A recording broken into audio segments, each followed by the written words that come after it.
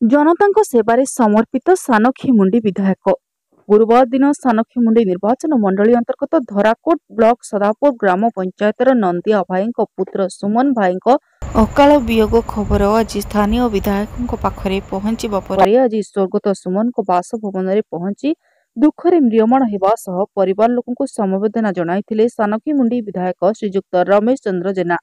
परे परिवार मुख्य नंदिया भाई आर्थिक सहायता प्रदान करी परिशेष मुंड मरई पंचायत रे पहुंची विभिन्न ग्राम और साही बुली पंचायत रे रही आसथिबा किछि मौलिक समस्या उपरे ग्रामवासी मानक सहित आलोचना करथिले। से सब समस्यार समाधान खूब शीघ्र हेबो बोली मध्य ग्रामवासी को प्रतिश्रुति देई आछंती। विशेषकर अंचलवासी सुख एवं दुखरे सामिल सानखीमुंडी विधायक नाम एबे निज अंचल सह समग्र गंजाम जिले में बेस परिचित होउथिबार चर्चा जोर धरिछि।